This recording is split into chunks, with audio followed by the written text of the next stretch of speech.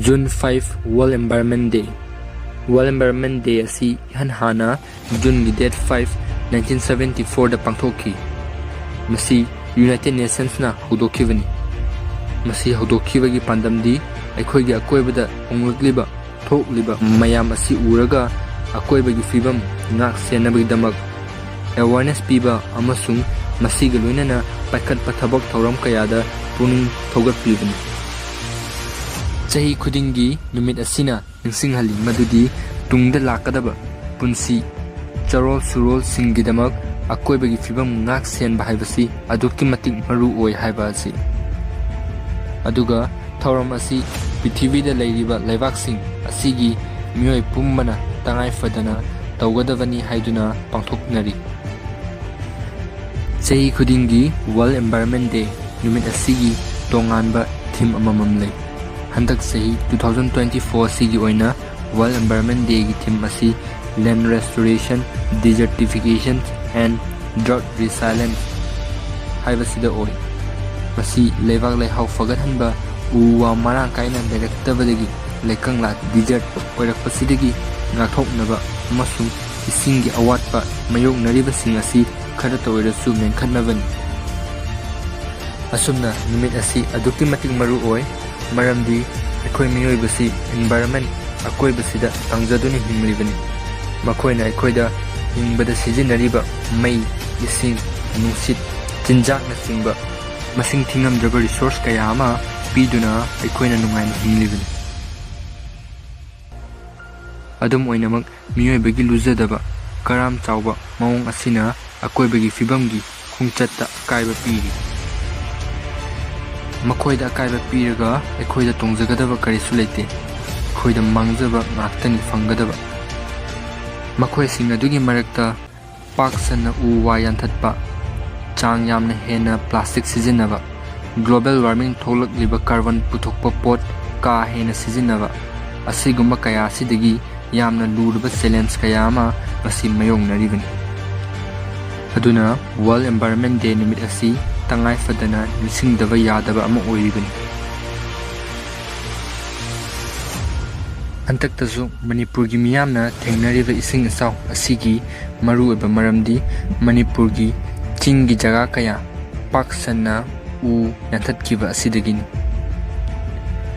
Paksanna u wa yanthatpagi umang kokthokpagi mangjabasi adukki matik laikre. Ahambada umang kokthokpasina mafamduda hingliba sa uchek kaya amasu chinjak leittabana maram oiduna mutkiba mangkiba asi thoi. Aduga uchek uya singna uwa pambi singbi singbu hohanbada sandokpada miyoibadagi moina hena mateng pangi. Aduna uwa yanthatpasidagi akhoina fanglibasi mangjabagi machak ngakta oirei. Anisuba pointa uwa yanthatpasina akhoigi atmosphere nungsitki kuyomsida greenhouse gas ki chang yamna hengalai. Masi hengalakpasina lamlaki sa uchek amadi miyoibana tawriba lawu singuba agriculture da amangba pibata natana miyoibagi hakselgi maridasu yamna chauna akaiba pi.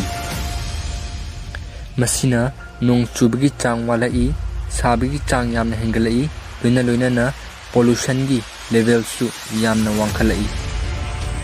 Ahum subada miyoibana sing marang kaina fangge haibadi uwa thaba umang wamang yokhatpa si tawdaba yadaba thabangni.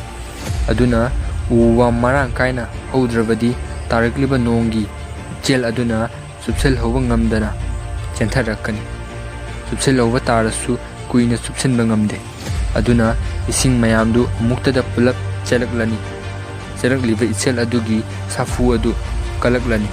Aduga leibak leihau amadi turel gi leirai gi leiba kaya chenthakiba leirai na chingba ningkhaiba si oiraki. Adubu ima leibak Manipur sidadi asumna chenthakiba leibak sing asina loktakta tarugadawribani. Asumna tawbadagi loktakki lubagi changsu walaklani. Aduna loktak pattagi nongmagi chara tanduna hingjariba miyoi kayadi awaba mayoknarani. Aduna mathakta pankriba samlappa ꯃꯥꯡꯖꯕꯁꯤꯡ ꯑꯁꯤꯗꯒꯤ ꯑꯩꯈꯣꯏꯅ ꯎ ꯋꯥ ꯊꯥꯕ ꯑꯁꯤ ꯑꯗꯨꯛꯀꯤ ꯃꯇꯤꯛ ꯃꯔꯨ ꯑꯣꯏ ꯍꯥꯏꯕ ꯑꯁꯤ ꯈꯪꯂꯦ꯫ ꯃꯥꯂꯦꯝꯒꯤ ꯂꯩꯕꯥꯛꯁꯤꯡꯅ ꯋꯥꯔꯜꯗ ꯑꯦꯟꯚꯥꯏꯔꯟꯃꯦꯟꯠ ꯗꯦ ꯅꯨꯃꯤꯠ ꯑꯁꯤꯕꯨ ꯏꯀꯥꯏ ꯈꯨꯝꯅꯕ ꯎꯠꯅꯕ ꯇꯣꯉꯥꯟ ꯇꯣꯉꯥꯟꯕ ꯊꯕꯛ ꯊꯧꯔꯝꯁꯤꯡꯗ ꯁꯔꯨꯛ ꯌꯥꯔꯤ꯫ ꯀꯟꯖꯔꯕꯦꯁꯟ ꯄ꯭ꯔꯣꯖꯦꯛ ꯀꯌꯥ, ꯎ ꯋꯥ ꯊꯥꯗꯨꯅ ꯑꯃꯨꯛ ꯍꯟꯅ ꯎꯃꯪ ꯁꯦꯝꯒꯠꯅꯕ ꯍꯣꯠꯅꯔꯤꯕꯁꯤꯡꯗꯒꯤ ꯍꯧꯔꯒ ꯃꯍꯩ ꯃꯁꯤꯡꯒꯤ ꯑꯣꯏꯕ ꯋꯥꯔꯛꯁꯣꯞꯁꯤꯡ ꯑꯃꯁꯨꯡ ꯀꯥꯔꯕꯣꯟ ꯊꯥꯗꯣꯛꯄ ꯍꯟꯊꯍꯟꯅꯕ ꯄꯥꯟꯗꯝ ꯊꯝꯂꯤꯕ ꯄꯣꯂꯤꯁꯤꯁꯤꯡ ꯑꯁꯤ ꯑꯩꯈꯣꯏꯒꯤ ꯒ꯭ꯔꯍ ꯑꯁꯤ ꯐꯒꯠꯍꯟꯅꯕ ꯃꯑꯣꯡ ꯑꯃꯅꯤ꯫ ꯑꯗꯨꯕꯨ ꯊꯧꯗꯥꯡ ꯑꯁꯤ ꯄꯣꯂꯤꯁꯤ ꯃꯦꯀꯔꯁꯤꯡ, ꯒꯚꯔꯟꯃꯦꯟꯠꯒꯤ ꯋꯥꯀꯔ ꯈꯔ ꯈꯛꯇꯃꯛꯀꯤ ꯅꯠꯇꯦ, ꯃꯁꯤ ꯑꯩꯈꯣꯏ ꯈꯨꯗꯤꯡꯃꯛꯀꯤꯅꯤ꯫ ꯑꯗꯨꯅ ꯀꯔꯤꯒꯨꯝꯕ ꯑꯃ ꯑꯑꯣꯟꯕ ꯄꯨꯔꯛꯄ ꯍꯥꯏꯕꯁꯤ ꯏꯁꯥ ꯏꯁꯥꯗꯒꯤ ꯍꯧꯒꯗꯕꯅꯤ꯫ ꯑꯗꯨꯅ ꯏꯆꯝ ꯆꯝꯅ ꯑꯗꯣꯝꯅ ꯋꯥꯔꯜꯗ ꯑꯦꯟꯚꯥꯏꯔꯟꯃꯦꯟꯠ ꯗꯦ ꯑꯁꯤꯕꯨ ꯁꯧꯒꯠꯄ ꯑꯣꯏꯅ ꯇꯧꯕ ꯌꯥꯕ ꯑꯁꯤ ꯑꯍꯥꯟꯕꯗ ꯎ ꯋꯥ ꯊꯥꯖꯤꯟꯕ, ꯑꯅꯤꯁꯨꯕꯗ ꯑꯃꯣꯠ ꯑꯀꯥꯏ ꯃꯐꯝ ꯆꯥꯅ ꯊꯝꯕ, ꯏꯔꯝ ꯅꯂꯥ ꯁꯦꯡꯗꯣꯛꯄ, ꯑꯍꯨꯝꯁꯨꯕꯗ ꯁꯤꯡꯒꯜ ꯌꯨꯁ ꯄ꯭ꯂꯥꯁꯇꯤꯛ ꯁꯤꯖꯤꯟꯅꯕ ꯍꯟꯊꯕ ꯑꯃꯁꯨꯡ ꯌꯥꯔꯤꯕꯃꯈꯩ ꯔꯤꯁꯥꯏꯀꯜ ꯇꯧꯕ, ꯃꯔꯤꯁꯨꯕꯗ ꯑꯔꯦꯝꯕꯗ ꯏꯁꯤꯡ ꯃꯥꯡꯍꯟꯗꯕ, ꯃꯉꯥꯁꯨꯕꯗ ꯔꯤꯅ꯭ꯌꯨꯑꯦꯕꯜ ꯏꯅꯔꯖꯤ, ꯅꯧꯅ ꯑꯃꯨꯛ ꯍꯟꯅ ꯁꯤꯖꯤꯟꯅꯕ ꯌꯥꯕ, ꯂꯣꯏꯕ ꯅꯥꯏꯗꯕ, ꯑꯃꯥꯡꯕ ꯂꯩꯇꯕ ꯄꯣꯠꯂꯝꯁꯤꯡ ꯁꯤꯖꯤꯟꯅꯕ, ꯁꯝꯅ ꯍꯥꯏꯔꯕꯗ ꯏꯁꯤꯡ, ꯅꯨꯡꯁꯤꯠ, ꯅꯨꯡꯁꯥ ꯃꯉꯥꯜꯗꯒꯤ ꯁꯨꯡꯕ ꯄꯣꯠꯂꯝ ꯁꯤꯖꯤꯟꯅꯕ꯫ ꯇꯔꯨꯛꯁꯨꯕꯗ ꯋꯥꯔꯜꯗ ꯑꯦꯟꯚꯥꯏꯔꯟꯃꯦꯟꯠ ꯗꯦ ꯑꯁꯤꯒꯤ ꯂꯧꯁꯤꯡ ꯂꯩꯇꯕ ꯃꯤꯑꯣꯏꯁꯤꯡꯗ ꯇꯥꯛꯄꯤ ꯇꯝꯕꯤꯕ, ꯑꯦꯋꯥꯔꯅꯦꯁ ꯄꯤꯕ ꯑꯁꯤꯅꯤ꯫ ꯊꯕꯛ ꯑꯁꯤ ꯇꯧꯕꯗ ꯑꯍꯜ ꯑꯉꯥꯡ ꯂꯩꯇꯦ, ꯆꯍꯤ ꯌꯥꯝꯕ ꯌꯥꯝꯗꯕ ꯈꯥꯏꯗꯦ, ꯇꯧꯒꯦꯕꯨ ꯈꯜꯂꯗꯤ ꯇꯧꯕ ꯌꯥꯏ꯫ ꯁ꯭ꯋꯤꯗꯦꯟꯒꯤ ꯅꯍꯥ ꯑꯣꯏꯔꯤꯕꯤ ꯏꯟꯚꯥꯏꯔꯟꯃꯦꯟꯇꯦꯜ ꯑꯦꯛꯇꯤꯚꯤꯁꯠ ꯒ꯭ꯔꯦꯇꯥ ꯊꯟꯕꯔꯒ ꯑꯃꯁꯨꯡ ꯂꯝꯗꯝ ꯑꯁꯤꯒꯤ ꯂꯩꯍꯥꯎꯗꯒꯤ ꯑꯣꯏꯔꯛꯈꯤꯕꯤ ꯑꯉꯥꯡ ꯑꯣꯏꯔꯤꯕꯤ ꯆꯥꯏꯜꯗ ꯏꯟꯚꯥꯏꯔꯟꯃꯦꯟꯇꯦꯜ ꯑꯦꯛꯇꯤꯚꯤꯁꯠ ꯏꯁꯤꯄ꯭ꯔꯤꯌꯥ ꯀꯥꯡꯒꯨꯖꯝ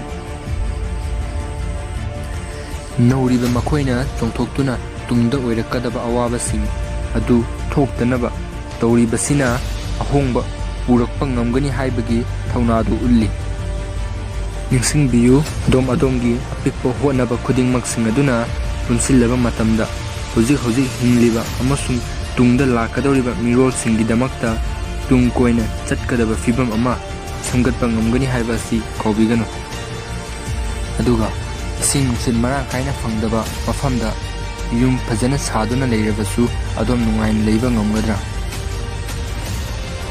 ꯑꯁꯦꯡꯕ ꯅꯨꯡꯁꯤꯠ, ꯂꯝꯂꯛꯀꯤ ꯁꯥ ꯎꯆꯦꯛꯁꯤꯡ ꯃꯔꯥꯡ ꯀꯥꯏꯅ ꯂꯩꯕ ꯑꯃꯁꯨꯡ ꯑꯐꯕ ꯏꯀꯣꯁꯤꯁꯇꯦꯝꯗ ꯂꯩꯕ ꯑꯃ ꯑꯣꯏꯕ ꯍꯥꯏꯕꯁꯤ ꯑꯩꯈꯣꯏꯅ ꯉꯁꯤ ꯈꯜꯂꯤꯕ ꯑꯗꯨ ꯊꯕꯛ ꯑꯣꯏꯅ ꯄꯥꯡꯊꯣꯛꯂꯕ ꯀꯥꯟꯗꯗ ꯑꯣꯏꯔꯛꯄ ꯉꯝꯒꯅꯤ꯫ Nature is the tool we can use to repair our broken climate, both for the people who defend nature.